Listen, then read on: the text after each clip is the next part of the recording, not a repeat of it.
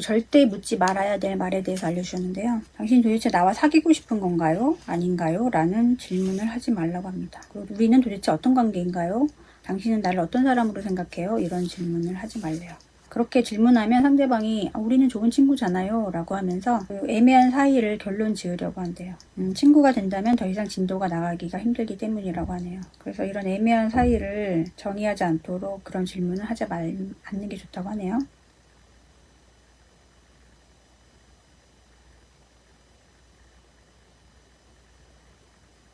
만약에 당신이 그의 친구를 만났을 때 농담 삼아 어떤 관계냐고 물어본다면 그가 대답하기도 전에 당신이 말을 가로채래요.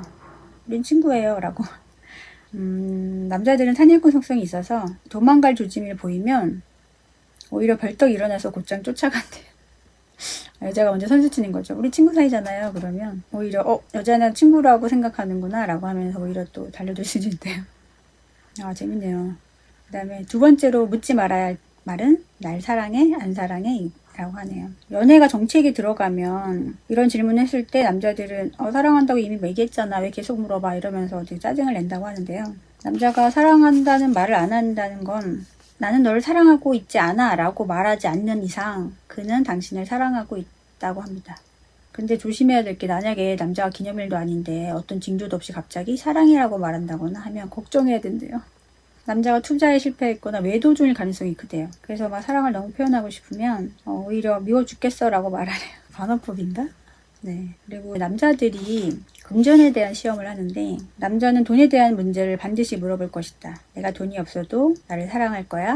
라는 질문을 할 수 있대요. 그래서 어떤 사람은 자기가 돈 많은 거를 숨기기도 한대요. 그리고 당신 혼자 위해 소비하는 것은 자기 돈을 쓰래요. 예를 들어서 머리하러 갔을 때 남자친구가 따라왔는데 대신 계산해 주려고 하면 그렇게 하지 말고 본인이 계산하라고 하네요. 그리고 물건을 살 때는 여러 번 비교하고, 그리고 같이 쇼핑할 때는 저렴한 걸, 너무 비싸지 않은 저렴한 걸 사는 걸 보여주라는 것 같아요. 현명한 소비하는 습관을 보여주라고 하시고요. 그리고 잔돈을 준비했다가 주차비, 음료 살 때 등에 먼저 돈을 내래요. 그리고 가끔씩 좋은 일 있을 때는 남자친구한테 좋은 음식도 대접하고요. 이렇게 해야 두 사람이 서로에 대한 흥미도 높아지고 두 사람의 관계도 평등해진다고 하네요. 남자가 가정법에 질문을 할 때, 남자는 상상력이 부족한 동물이기 때문에 이런 질문을 하면 사실을 말해주는 거라고 하네요. 예를 들어서 만약 내가 바람 피운다면 어떻게 할 거야? 내가 만약 다른 여자를 사랑하게 된다면 나랑 이혼할 거야? 내가 빚이 많이 있어도 나랑 사귈 거야? 내가 만약 이미 결혼했는데도 당신을 속였다면 날 미워할 거야? 이러면서 여자의 마음을 떠보기도 한대요. 그래서 이런 질문을 받으면 비상벨이 크게 울린 거기 때문에 반드시 심각하게 생각해야 한대요. 그래서 맞선 볼 때 이런 질문을 많이 받는데요. 만약 결혼해서 어머니랑 같이 살까 하는데 당신 생각은 어때요? 만약 결혼하면 집안일은 그쪽이 전부 다 할 수 있습니까? 만약 결혼하면 아이는 몇 명이나 낳을 생각입니까? 이런 질문 받을 수 있대요. 이런 질문들은 아직 일어나진 않았지만 그럴 가능성이 아주 높은 질문들이라고 하네요. 그래서 이런 질문이 합리적이지 않다고 생각해서 여자분이 격렬하게 반응하면 그냥 물어본 건데 너무 흥분하지 마세요 라고 이런 답변을 한다고 하네요. 만약에 남자가 결혼 후에도 내가 여사친들하고 여전히 친하게 지낸다면 반대하실 건가요? 라는 질문을 받았다면 이렇게 대답하래요. 내가 제안하는 것은 미소를 띠면서 이렇게 말하래요. 왜 그런 질문해요? 정말 다른 여자 사람 친구하고 계속 친하게 지낼 거예요? 라고 하고, 그냥 남자는 그러겠죠. 그냥 물어본 거야 라고 대답하면 당신은 이어서 이렇게 말하고 합니다. 그러니까요. 자기는 그런 후한 무치인 사람은 아닌 걸로 아는데 그런 너덜한 친구 있어요? 제발 물들지 마세요 라고 하면서 까란 얘기인 것 같아요. 되게 지혜로운 얘기를 많이 알려주시네요. 남자가 내게 듣고 싶은 대답. 만약 상대방이 나를 좋아해? 라는 질문을 하면 비교적 좋은 답은 당신이 집에 데려다 주는 게 좋아요. 이 책은 장점이 예시를 많이 들어주신 거예요. 그래서 본인들 친구들이 실수한 얘기들 많이 해주셨는데, 저자님의 친구가 남자친구랑 대화를 하면서 점수를 깎아먹은 얘기를 해주셨는데, 위험한 스포츠를 즐기는 남자친구를 보면서 보험 가입은 했냐, 만약에 보험 가입하면 수혜자를 나로 해달라 이런 얘기를 했대요. 그랬더니 남자분이 나는 수혜자를 너로 하지 않을 거다, 우리 엄마를 할 거다 이러면서, 너는 내가 잘못되면 재혼할 거잖아 라고 했대요. 여기서 뭐가 잘못됐을까요? 대부분은 큰 문제를 못 느끼셨을 수도 있을 것 같아요. 근데 문제는 가는 말이 고와야 오는 말이 없다라는 것처럼 남자분이 위험한 스포츠를 즐기더라도 보험 들어라, 수혜전 나로 해달라 이런 얘기를 듣는다면 그 뜻은 너가 잘못되면 내가 혜택을 받겠다 이런 말로 오해할 수 있대요. 그래서 원래 그런 말은 하면 안 되고 오히려 이런 위험한 스포츠 할 때 내 생각하면서 조심히 해야 돼 라고 말하는 게 정답이라고 하네요.